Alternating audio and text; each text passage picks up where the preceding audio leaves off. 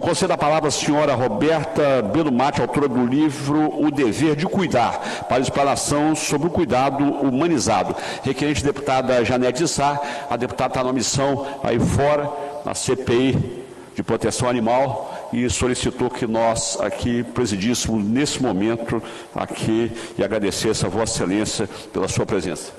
Bom dia a todos, bom dia a todos presentes, que estão nos assistindo também, prezados deputados. Então, eu gostaria de iniciar agradecendo a deputada Janete de Sá pela oportunidade de vir aqui e falar sobre um assunto tão importante atualmente, que é o cuidado com os nossos idosos.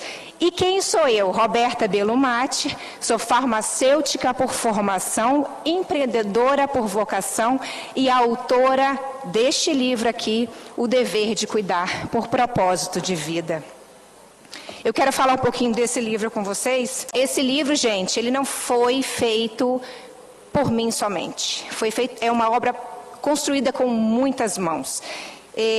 Eu tive a honra de contar com o apoio do meu sócio. Na verdade, ele é gaúcho de Porto Alegre, ele foi o grande idealizador desse projeto.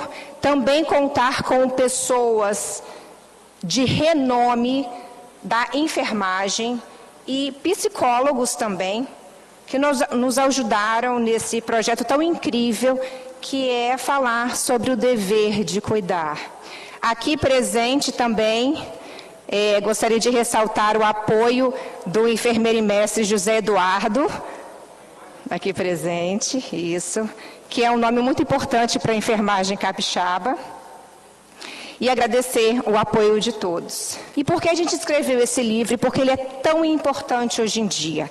Primeiro, o nosso maior propósito era criar um guia para as famílias, um guia essencial para ajudá-los a cuidar dos idosos que estão em casa.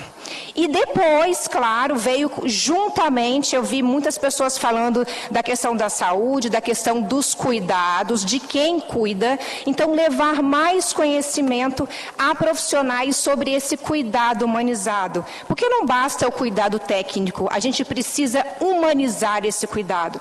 E, claro, inspirar quem deseja empreender nessa área do cuidado humanizado. Inclusive, temos depoimentos de empreendedores que trabalham dia a dia com esse cuidado humanizado, e esse é o início do nosso propósito. Bom, uma reflexão inicial, cuidar de um idoso, então, é um ato de responsabilidade humana, minha, sua e de todos nós. É sobre retribuir tudo que um dia a gente recebeu. Mas, infelizmente, a gente ainda está errando muito. Por que esse assunto é tão urgente? O Brasil, a gente sabe, está envelhecendo. Na verdade, não só o Brasil, mas o mundo inteiro. Em 2030, o Brasil terá mais idosos do que jovens. E a gente ainda trata o cuidado como algo improvisado. Por acaso alguém aqui já pensou, quando chegar numa idade mais avançada, que precisar de um cuidado mais especializado, como que vai ser no futuro? Quem vai cuidar? Vai ser um familiar seu? Você tem alguma renda extra ou está guardando alguma coisa para esse futuro? Será que isso é suficiente? Essas pessoas que vão cuidar de você, será que eles vão administrar esses recursos de forma sábia para que você tenha um melhor cuidado? Então, a gente precisa estar preparado para cuidar e cuidar com dignidade. Porque o cuidado, só por cuidar, é frio. A gente precisa realmente ter essa visão mais humana com esse cuidado. E aí eu trago uma experiência minha. Essa é a dona Diva, ela tem 95 anos, criou 5 filhos homens, é viúva há 30 anos e ela morava sozinha desde então. Ela é minha avó. E quase a perdemos na pandemia, ela é super lúcida, mas ela está há 10 anos recebendo um cuidado digno que ela merece. E isso está prolongando a qualidade de vida dela.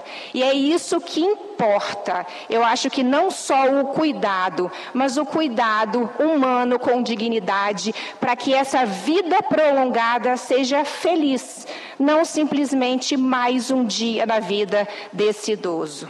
Bom, e aí eu quero compartilhar com vocês, porque o conhecimento muda o jogo. E uma pílulazinha do que tem no nosso livro, eu quero falar sobre algumas dicas e erros comuns que se cometem ao cuidar de idosos. Bom, primeiro erro, contratar por preço e não checar o histórico de quem vai cuidar. A pressa, para muitas vezes economizar, pode custar muito caro depois. E cuidar, ele exige uma preparação. Então, quando você contrata um profissional, você precisa contratar de forma formal para também não ter o risco jurídico. E aí, algumas dicas. Exija a formação profissional, referências, formalize essa contratação, ou seja, pessoas físicas via CLT ou através de empresas, claro, e empresas regulares. E por que eu falo regular? Porque a gente sabe que existem muitas empresas aventureiras e a gente precisa tomar cuidado com isso, porque promessas vazias podem também gerar riscos.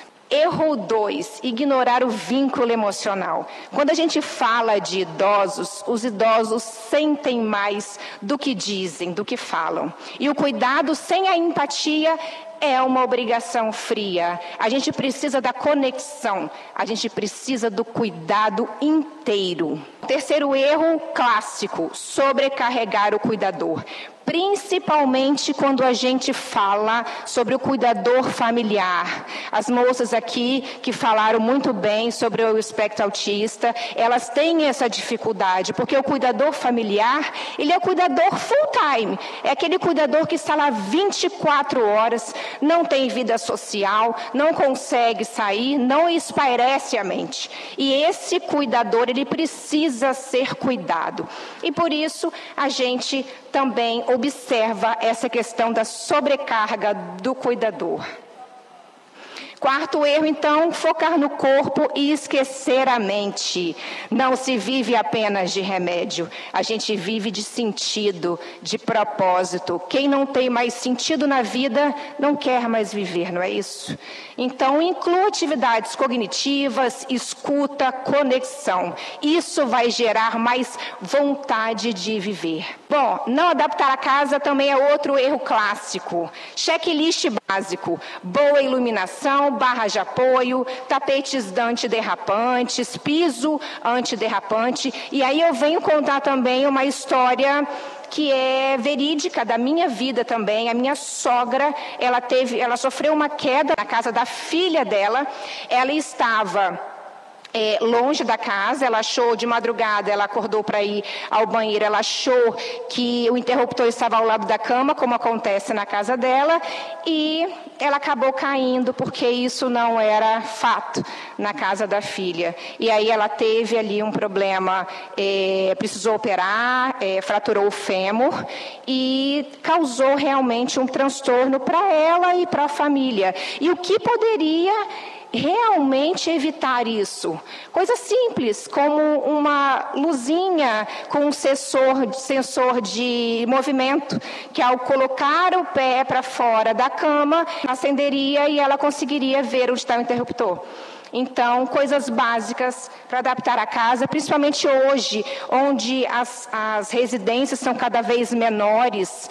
A porta do banheiro, será que passa uma cadeira de rodas?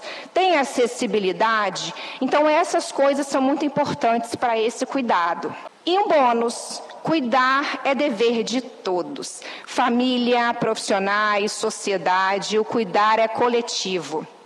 Quem cuida hoje inspira o cuidado de amanhã. E aqui eu faço uma provocação, porque a gente está falando muito sobre as pessoas que têm condições de contratar, as pessoas que têm alguém em casa que tem essa possibilidade de cuidar.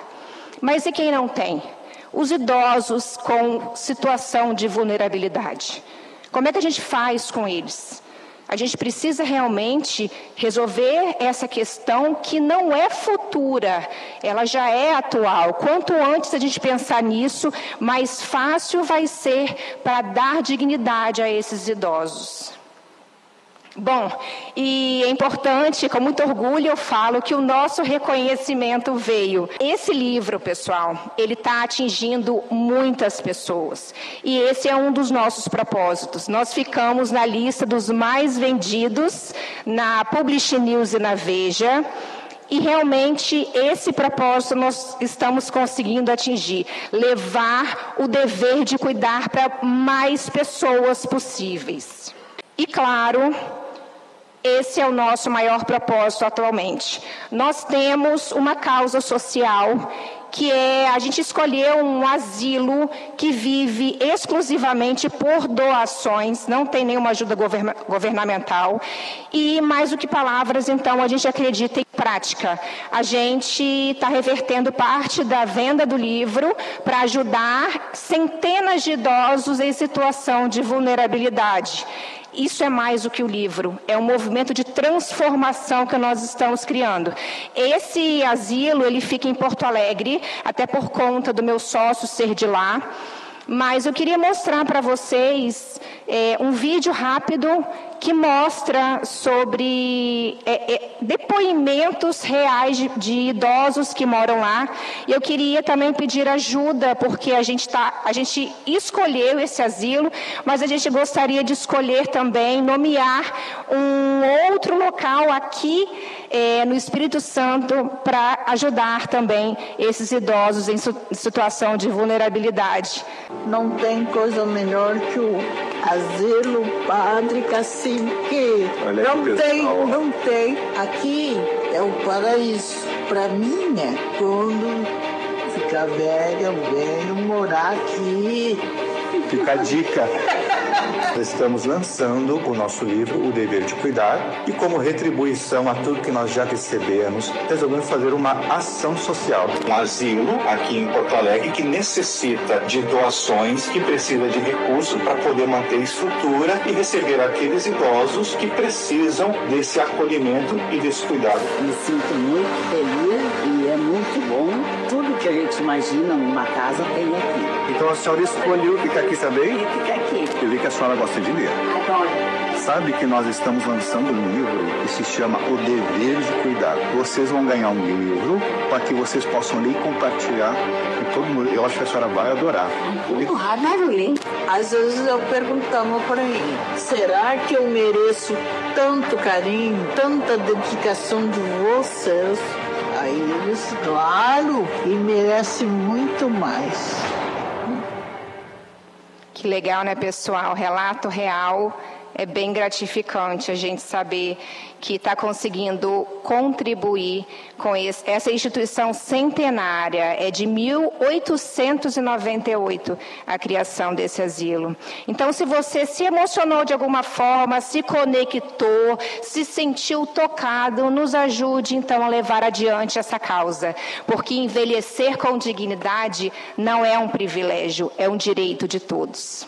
Obrigada. Muito obrigado, Roberta, pela sua contribuição, um assunto muito importante. Eu, por exemplo, que sou o 12º filho da minha mãe, a minha irmã mais velha ainda está forte e viva aos 93 anos, irmão com 91 anos, quer dizer, a gente cuida e cuida muito dos idosos. E esses cuidados são importantíssimos, não é isso, Zezinho? Quantos idosos caem nos banheiros, caem em tapetes, principalmente no local de banho. Eu tenho lá, houve um problema há algum tempo com a avó da minha esposa, que num banheiro diferente do local que ela estava acostumada a utilizar, ela acabou caindo aos 92 anos e fraturou os 2 fêmurs. Teve que colocar aí platina nos 2 fêmurs aos 92 anos e graças a Deus foi uma exceção. Hoje ela está com 97 anos e anda normalmente com a cabeça formidável. Mas muito obrigado, Roberta, pela sua contribuição.